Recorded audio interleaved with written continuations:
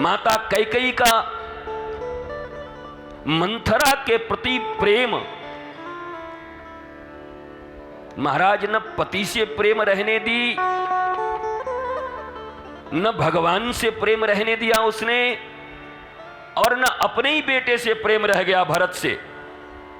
एक मंथरा के प्रेम में कैकेयी ने सर्वस्व गंवा दिया, लुटा दिया, मिटा दिया।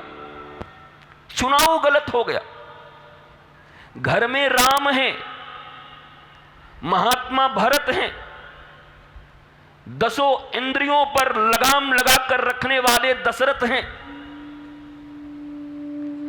संबंध किसको, किससे कितना, कहां तक निभाना है, यह मात्रा अगर किसी को पता नहीं हो तो वो उस फूहड़ी रसोई बनाने वाले की तरह हैं जिनको पता ही नहीं कि नमक कितना डालें, मसाला कितना डालें, मिर्ची इतना डाल दिया कि महाराज खाए में जीभ तीब सब जर के मर जाए, आदमी खत्म है जाए।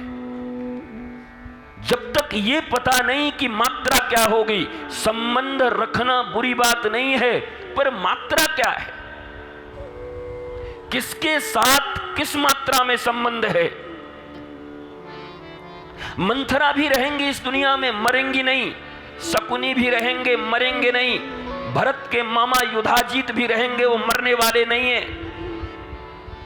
ये जितने भी कुपात्र हैं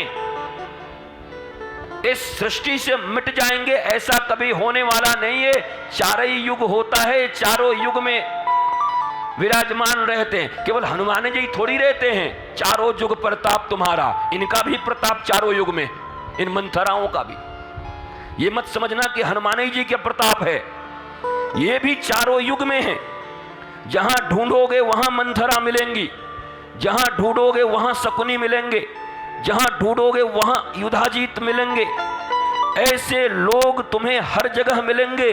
पर ये निर्णय ये चारों युगों में भगवान के द्वारा अवतार लेकर की गई लीलाएं और इन लीलाओं की कथा व्यास मन से निरंतर श्रवण करके आखिर आप सीखना क्या चाहते हो। वो तो यही सिखा रहे हैं ना कि देखो मंथरा नहीं होगी, ऐसी बात नहीं, मंथरा हमारे ही घर में रहती है। राम जी कह रहे हैं, तुम्हारो कौन कहे महाराज, सर्वशक्तिमान परमेश्वर के घर में भी मंथरा रह रही है। तो हमारे आपके घर में 2 4 10 हैं भी तो क्या बिगड़ जाता, मोहल्ले में 20 हैं भी तो क्या बिगड़ जाता, शहर में 50 हैं तो क्या बिगड़ जाएगा, देश में 1-2 करोड़ भी हैं तो क्या बिगड़ जाएगा। इनका अभाव नहीं होगा। आपको अपने बोध के स्तर को, समझ के स्तर को, ज्ञान के स्तर को बढ़ाना होगा, वर्धन करना होगा। भक्ति, ज्ञान और वैराग्य जब श्रीमद् भागवत के अनुरूप आपके हृदय में अपना आसन ले लेंगे तो जैसे हजारों कांटों के बीच भी एक सुंदर कोमल सा गुलाब खिला हुआ रहता है, वैसे ही इन दुष्टों और दुर्जनों के बीच भी आप सदा कृष्ण की तरह मुस्कुराते हुए अपना जीवन यापन कर सकते हो। परंतु वो प्रबोध चाहिए।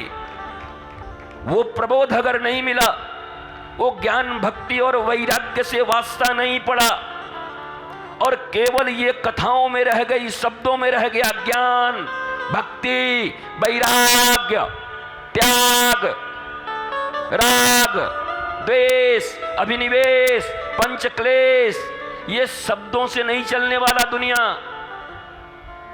शब्द के मार्तंड विद्वान बन जाओगे तब भी कुछ नहीं होगा।